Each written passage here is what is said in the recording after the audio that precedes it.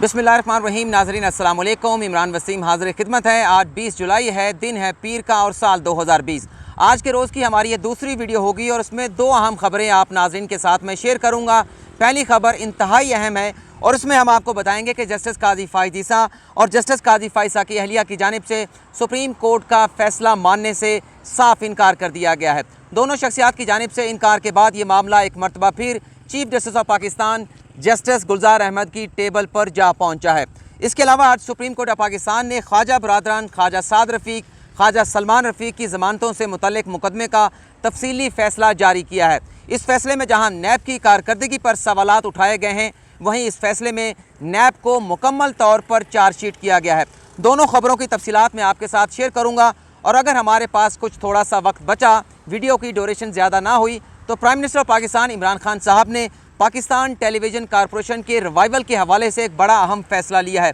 उसकी तफसीलात भी आपके साथ हम शेयर करेंगे। एक फ़ैसला तो हुकूमत ने यह किया कि टीवी लाइसेंस की फ़ीस 35 रुपये से बढ़ाकर 100 रुपये कर दी गई है, लेकिन अब एक बड़ा अहम फ़ैसला प्राइम मिनिस्टर पाकिस्तान ने लिया है पीटीवी के हवाले से, पीटीवी के रिवाइवल के हवाले से। लेकिन डिपेंड करेगा, अगर हमारी वीडियो की ड्यूरेशन ज़्यादा ना हुई तो इस खबर पर हम बात करेंगे, अगर ड्यूरेशन ज़्यादा हुई तो अगली वीडियो में इस मौजू पर हम बात करेंगे। अब हम अपने मौज़ूआत पर गुफ्तगू का सिलसिला शुरू करते हैं। सबसे पहले बात करते हैं कि जस्टिस काज़ी फ़ाइज़ और जस्टिस काज़ी फ़ाइज़ की अहलिया की जानिब से जो सुप्रीम कोर्ट का फ़ैसला मानने से साफ इनकार किया गया है, इस मौजू पर हम बात करेंगे। और आपको नाज़रीन याद होगा, ज़्यादा कुछ माजी की बात नहीं है। 19 जून को सुप्रीम कोर्ट ने जो मुख्तसर फ़ैसला सुनाया था, उस फैसले के दो पार्ट थे। एक हिस्सा तो ये था कि सुप्रीम कोर्ट ने सदारती रेफरेंस जो जस्टिस काज़ी फ़ाइज़ के ख़िलाफ़ सुप्रीम जुडिशल काउंसिल में दायर किया गया था, और फिर सुप्रीम जुडिशल काउंसिल की जानिब से जो शोकाज़ नोटिस जस्टिस काज़ी फ़ाइज़ को जारी किया गया था, इन तमाम मामलात को, सदारती रेफरेंस को, शोकाज़ नोटिस को कलादम करार दे दिया था।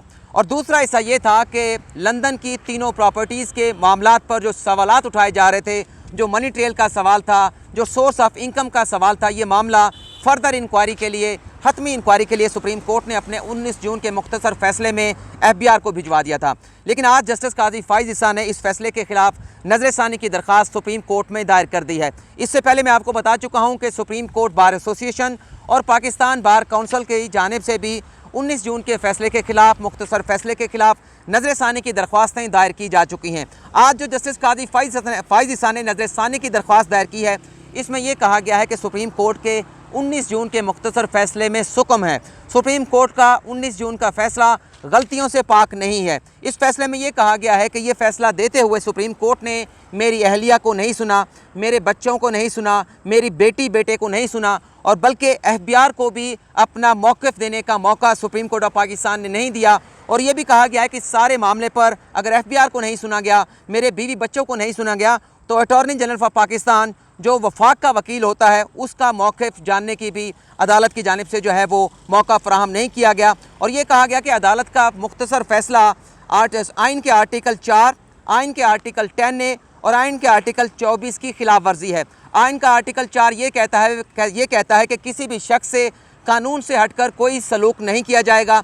हर शख्स को पाकिस्तान की पार्लियामेंट के बनाए हुए कवानीन के तहत कानून जो तहफ़्फ़ुज़ फ़राहम करते हैं, हर शहरी को वो तहफ़्फ़ुज़ हासिल होगा। आर्टिकल 10 ये कहता है किसी शख्स पर अगर इल्ज़ाम लगता है तो उस शख्स को अपने आप को मासूम साबित करने के लिए, अपने आप को इनोसेंट साबित करने के लिए भरपूर मौका मिलना चाहिए। आर्टिकल 10 ये कहता है कि पाकिस्तान में प्रॉपर्टीज़ की ख़रीदारी के हवाले से, प्रॉपर्टीज़ की परचेज़ के हवाले से आइन का आर्टिकल 24 जो है वो अख्तियार देता है। लेकिन यहाँ पर जस्टिस काज़ी फ़ाइज़ ये भी कहते हैं कि सुप्रीम कोर्ट का अपना फ़ैसला इनकम टैक्स कवानीन के कई आर्टिकल की खिलाफ वर्जी है। और ये भी कहा गया है जस्टिस काज़ी फ़ाइज़ की जानिब से कि अगर अदालत ये चाहती थी कि ये मामला FBI को भिजवाना था, अदालत के जहन में ऐसी कोई बात थी, तो ये मामला FBI को भिजवाने से पहले मेरे वकील मुनीर मलिक को सुना जाना चाहिए था। 10 सफ़हात पर मुश्तमिल ये नज़रसानी की दरख्वास्त मुनीर मलिक के विसातत से जस्टिस काज़ी फ़ाइज़ ने सुप्रीम जुडिशल काउंसिल में दायर की है। और उसमें यह भी कहा गया कि जब अदालत ने एक मरतबा सदारती रेफरेंस को कलअदम करार दे दिया, तो फिर इस बात का कोई जवाज़ ही नहीं था कि इस मामले को फर्दर इंक्वायरी के लिए, लंदन प्रॉपर्टीज़ की जांच पड़ताल के लिए ये मामला FBI को भेजा जाता। और ये भी कहा गया, हुकूमत के ऊपर इल्ज़ाम लगाया गया है कि जो चेयरमैन FBI की छुट्टी के रोज़, हफ्ते के रोज़ तब्दीली की गई है, ये हुकूमत का फ़ैसला भी इस पर सवाल उठाया गया है। और ये तासुर दिया गया है कि हुकूमत चेयरमैन FBI को तब्दील करके FBI की इंक्वायरी पर असरअंदाज होना चाहती है और अपनी मर्ज़ी के नताइज हासिल करना चाहती है। ये जो भी मालूमात मैं आपको बता रहा हूँ, जो चीज़ रिपोर्ट कर रहा हूँ, ये जस्टिस काजी फ़ाइज़ की दरख्वास्त में, नज़रसानी की दरख्वास्त में लिखा गया है।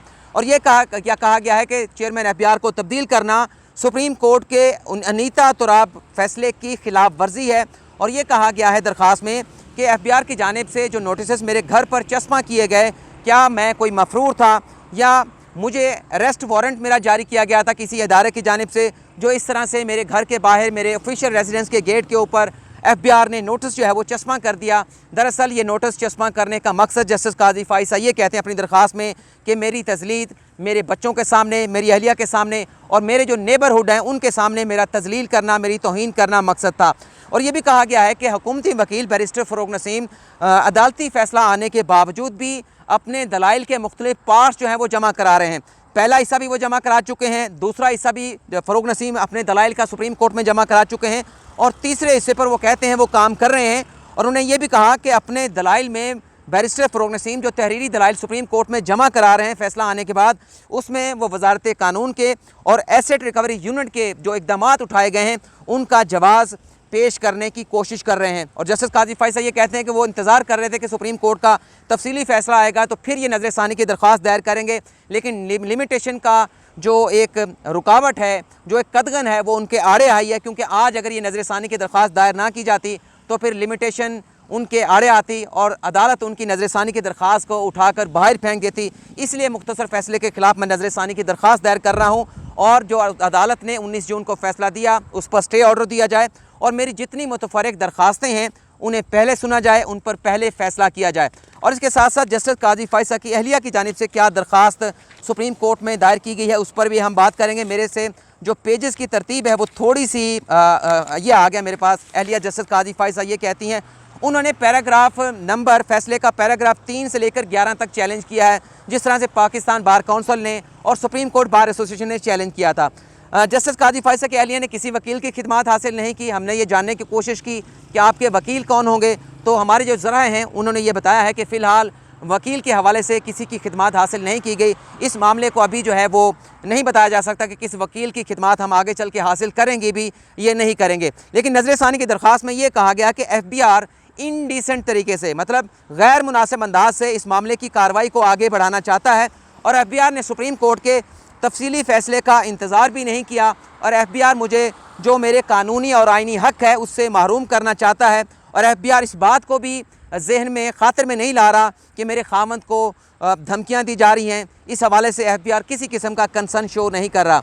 जस्टिस काजी फ़ाइज़ के अहलिया अपनी नज़रसानी की दरख्वास्त में ये भी कहते हैं कि ना मुझे सुना गया, ना मुझे उस मुकदमे में फ़रीक बनाया गया था, ना जस्टिस काजी फ़ाइज़ ने मुझे फ़रीक बनाया, ना बार काउंसिल्स ना बार एसोसिएशन की जानिब से मुझे इस मुकदमे में फ़रीक बनाया गया था। मैं सुप्रीम कोर्ट का और पाकिस्तान की तमाम अदलिया का एहतराम करती हूँ, लेकिन जब से मेरे खामन जज बने हैं, चाहे वो हाई कोर्ट के हों चाहे वो सुप्रीम कोर्ट के हों, मैंने किसी किस्म का उनके अख्तियारात का या उनके ऑफिस का नाजायज़ इस्तेमाल करते हुए किसी किस्म का फ़ायदा, माली फ़ायदा हासिल करने की कोशिश नहीं की, बल्कि मेरे खामद के जज बनने के बाद हमारी ज़िंदगियों को ख़तरात लाहक हुए हैं, हमें धमकियाँ दी जाती हैं और अदालत ने जो फ़ैसला दिया है उसमें सुकून मौजूद हैं और अदालत अपने 19 जून के फ़ैसले पर नज़रसानी करे। ये तो नाज़रीन होगी पहली अहम ख़बर जो मैंने आपके साथ शेयर कर ली। अब हम बात कर लेते हैं कि जो सुप्रीम कोर्ट ने ख्वाजा बरादरान, ख्वाजा सलमान रफ़ीक, ख्वाजा साद रफ़ीक की ज़मानतों से मुतल्लिक़ मुकदमे का जो तफसीली फ़ैसला जारी किया है, जस्टिस मकबूल बाकर ने यह फ़ैसला तहरीर किया है और जस्टिस मकबूल बाकर जस्टिस काजी फ़ाइज़ केस की समाअत करने वाले बेंच का हिस्सा भी थे। ये 87 सफ़ात पर मुश्तमिल ये फ़ैसला है जो जस्टिस मकबूल बाकर ने तहरीर किया है। इस पर नैब के हवाले से ये कहा गया है, बल्कि पहले आपको नैब के जो चार्जशीट किया गया है उसमें यह बताया गया है कि नैब का जो कानून है, नैब का जो इदारा है, वो एक फ़ौजी दौर जनरल परवेज़ मुशर्रफ के दौर में ये कानून बनाया गया, यह इदारा बनाया गया। और वो कहते हैं कि आम तासुर ये है कि नैब का कानून सियासी इंतकाम के लिए बनाया गया था, नैब का इदारा सियासी इंतकाम के लिए इस्तेमाल होता है। और ये भी इल्ज़ाम लगाया जाता है, जस्टिस मकबूल बाकर अपने ये फ़ैसले में लिख रहे हैं, ये मैं बात नहीं कर रहा, कि नैब को सियासी इंजीनियरिंग के लिए इस्तेमाल किया जा रहा है, ये तासुर भी आम है। और नैब का जो गैर मुसावी रवैया है, जो उसका वे है अपनी इन्वेस्टिगेशन कंडक्ट करने का, उससे नैब का अपना जो तशख़्ख़ुस है वो ख़राब हो रहा है। और नैब सिर्फ़ एक सियासी जमात का, मतलब दो तरफ एक डिवीजन है, एक तरफ एक सियासी जमात है, दूसरी तरफ दूसरी सियासी जमातें हैं, तो एक तरफ की सियासी जमातों के ख़िलाफ़ वो एक्शन लेता है, लेकिन दूसरी तरफ जो सियासी जमात है उसके ख़िलाफ़ जो है वो नैब एक्शन नहीं लेता। और नैब के इस रवैये की वजह से उसकी कारकर्दगी पर, उसकी साख पर और उसकी गैर जानिबदारी पर जो है वो संगीन किस्म के जो है वो सवालात उठाए जाते हैं। और आगे चल के वो ये भी कहते हैं कि सारे मुकदमे में ये जो ज़मानत का मुकदमा ख्वाजा बरदरान का सुप्रीम कोर्ट में आया, जब ये देखा गया कि नैब का ये मुकदमा एक क्लासिक मिसाल है जो पाकिस्तान के कवानीन हैं उसकी भी, और नैब की जानिब से जिन कवानीन की खिलाफ वर्जी की गई है, तो ये एक मैनिफेस्टो है नैब की जानिब से पाकिस्तान के कवानीन की खिलाफ वर्जी करने का। और करप्शन का खात्मा एक अहम काम है, ये काम होना चाहिए, लेकिन करप्शन के खात्मे के लिए कानून जो मैंडेट देता है उसके अंदर रहकर ये काम होना चाहिए। लेकिन बज़ाहिर ये लगता है कि ख्वाजा बरदरान ने ऐसा कोई जुर्म नहीं किया जिसका ट्रायल नैब की अदालत में होना चाहिए। दीवानी अदालत में, एक मातहत अदालत में ये एक दीवानी मुकदमा चल रहा था जिसे उठाकर नैब की जानिब से रेफरेंस बना दिया गया। और जब ज़मानत का मुकदमा सुप्रीम कोर्ट कहती है, जस्टिस मकबूल बाकर अपने फ़ैसले में कहते हैं, जब सुना जा रहा था कि ये जितने भी मामलात या डिस्क्रिपेंसी नैब की जानिब से उठाए गए थे, इसका लिंक नैब जो है वो ख्वाजा बरदरान के साथ जोड़ने से नाकाम रहा। और नैब का ख्वाजा बरदरान को हिरासत में रखना नैब के अपने कानून से मुताबिकत नहीं रखता, और आइन की मंशा यही है कि हर शहरी को उसके बुनियादी हकूक़ से महरूम नहीं किया जा सकता। और आगे भी उन्होंने बहुत सारी बात की है कि नैब तमाम तर कोशिशों के बावजूद ख्वाजा बरदरान का पैरागॉन कंपनी के साथ ताल्लुक़ जोड़ ना सका, इस हवाले से नाकाम हुआ। ख्वाजा बरदरान का नाम इस सारे मामले में कैसे शामिल हुआ, ये बड़ी हैरान कुन बात है। ना भी ये साबित नहीं कर सका कि ख्वाजा बरदरान का पैरागॉन के साथ क्या कोई हिस्सादारी है, क्या वो उसके